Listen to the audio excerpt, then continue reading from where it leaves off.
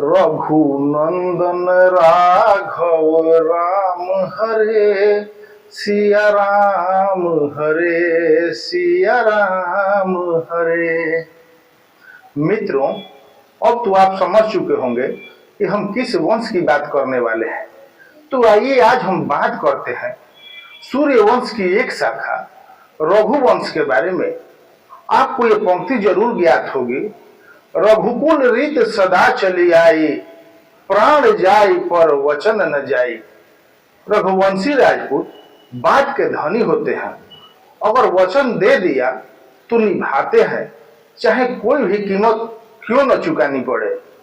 यह राजवंश सौर राजवंश का एक हिस्सा था, जिसके सबसे पुराने पूर्वज विवस्वान थे, जो सूर्य देव के पुत्र थे। इस राजवंश को इक्ष्वाकु राजवंश के नाम से भी जाना जाता है, जिसका नाम इस वंश के एक महत्वपूर्ण राजा इक्ष्वाकु के नाम पर था। इस वंश का नाम महान राजा रघु के नाम पर रखा गया है, जो इक्ष्वाकु के वंशज और भगवान राम के पूर्वज थे। मित्रों, 84 लाख योनियों में भटकने के बाद व्यक्ति राजपूत कुल में जन्म लेता है।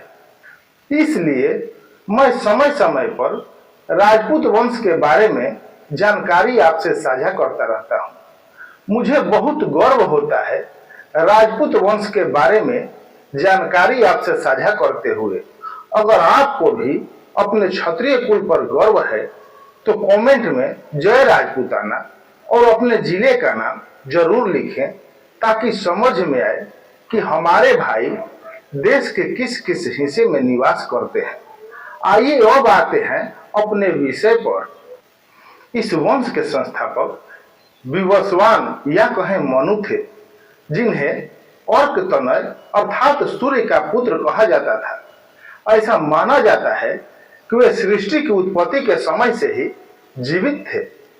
विवस्वान नाम का शाब्दिक अर्थ है किरणों का स्वामी अर्थात सूर्य या कहें सूर्य देव। इस राजवंश के पहले ऐतिहासिक रूप से महत्वपूर्ण राजा विवस्वान के पौत्र इक्ष्वाकु थे। इस राजवंश को इक्ष्वाकु वंश के नाम से भी जाना जाता है। राजा पृथु इक्ष्वाकु के पुत्र थे। राजा पृथु की महानता के कारण पूरे ग्रह को पृथ्वी के नाम से जाना जाता है। इस वंश में एक से बढ़कर एक राजा हुए, जिनकी कृति अमर है। दानवीर राजा हरिश्चंद्र, जिन्होंने अपने दान के कारण अपने परिवार को गुलामी में बेच दिया, इसी वंश के थे। इक्ष्वाकु वंश में कई महान राजा हुए। राजा रघु के बाद उनके वंशज रघुवंशी कहलाए।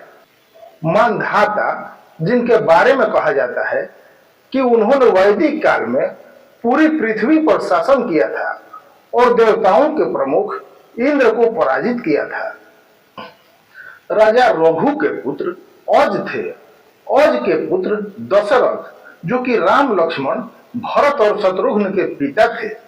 मर्यादा पुरुषोत्तम श्री रामचंद्र, जिन्हें भगवान विष्णु का 7वां अवतार माना जाता है।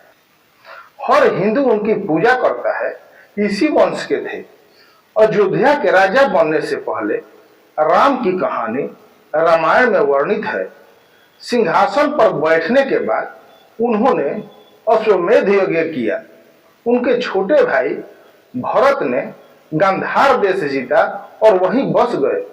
लव और कुश, वे राम और उनकी पत्नी सीता के जुड़वा पुत्र थे। लव ने दक्षिण कोसल पर शासन किया, जबकि कुश ने अयोध्या सहित उत्तर कोसल पर शासन किया। कुश ने कुमुद की बहन नाग कन्या कुमुदती से विवाह किया। इस वंश के सगर एक महान राजा थे, जिन्हें इंद्र ने छल से कपिल ऋषि से युद्ध में उलझा दिया था, जिसके परिणाम स्वरूप उनके 60,000 पुत्र मारे गए। पवित्र नदी गंगा को तपस्या करके स्वर्ग से पृथ्वी पर लाने वाले राजा भागीरथ भी इसी वंश के थे। अब जानते हैं रघुवंशी राजपूत कहां कहां निवास करते हैं। उत्तर प्रदेश के अवध क्षेत्र यानी अयोध्या के आसपास 33 गांवों में, इसके अलावा जौनपुर, वाराणसी, सुल्तानपुर, गाजीपुर, फतेहपुर, आजमगढ़, इलाहाबाद और बाराबंकी जिले में, इसके अलावा मध्य प्रदेश के गुना, शिवपुरी, दतिया, अशोकनगर, विदिशा, सागर, रायसेन, भोपाल, सीहोर, इंदौर, उज्जैन और जबलपुर जैसे कई जिलों में, बिहार के बक्सर, सिवान और सारण जिलों में, हिमाचल प्रदेश के कांगड़ा, चंबा और सोलन जिलों में, उत्तराखंड के पौड़ी गढ़वाल जिले में, महाराष्ट्र के नंदुरबार और अमरावती जैसे जिलों में, साथ ही नागपुर और मुंबई के आसपास, राजस्थान और गुजरात के कुछ स्थानों पर तथा नेपाल के कुछ हिस्सों में मुख्य रूप से रघुवंशी राजपूत निवास करते हैं। वाराणसी पर प्राचीन काल से रघुवंशी राजपूतों का राज रहा है। बौद्ध, जैन और ब्राह्मण ग्रंथों में वाराणसी के राजा हरिश्चंद्र और अन्य रघुवंशी राजाओं का जिक्र आता है। बाद में यहाँ कोई सदी सोमवंशी राजपूतों का राज रहा, जिनके वंशज आज सोमवंशी, गहरवार, चंदेल, बुंदेला आदि राजपूत वंश है। इसके बाद सदियों तक मुगलों और भूमिहारों का राज रहा, लेकिन हजारों साल तक शासन से दूर होने के बावजूद आज भी वाराणसी और उसके आसपास रघुवंशी राजपूतों की बड़ी आबादी है। इनमें धरहरा और औड़िहार जैसे बाहुबलियों के लिए मशहूर पूर्वांचल के सबसे दबंग गांव है।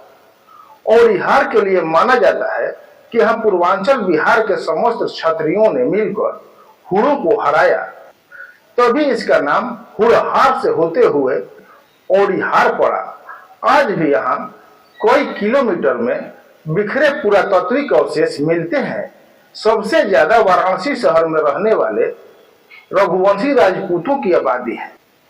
हजारों साल से वाराणसी शहर में रघुवंशी राजपूत रहते आ रहे हैं और बेहद प्रभावशाली भी रहे हैं। वाराणसी शहर के ये रघुवंशी राजपूत वहां मौजूद काशी विश्वनाथ मंदिर की रक्षा की प्रथम पंक्ति में रहे हैं। इसके दो उदाहरण वाराणसी में मिलते हैं।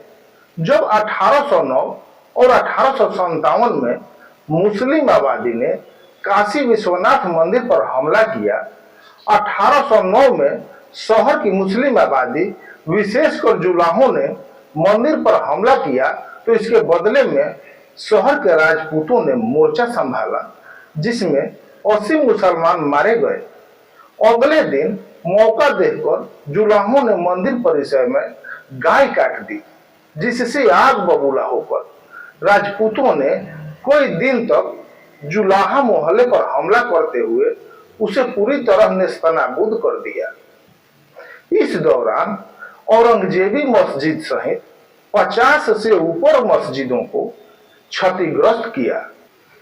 1857 में भी मुस्लिम आबादी ने फिर हमला किया, तब भी रघुवंशी राजपूतों ने ही इनका मुकाबला किया। तब से वाराणसी के रघुवंशियों की एक अलग ही पहचान बनी। पुराना वंश होने के कारण इनकी बहुत सी शाखाएं हैं, यानी है रघुवंश से ही, और अलग अलग स्थानों पर रहने के कारण अलग अलग नाम से जाने जाते हैं। गहलोत, राठौड़, कछवाहा, बिसेन, गाई, गौड़ इत्यादि इनकी प्रमुख शाखाएं हैं। दोस्तों, मिलते हैं किसी और नई जानकारी के साथ। तब तक के लिए राम राम।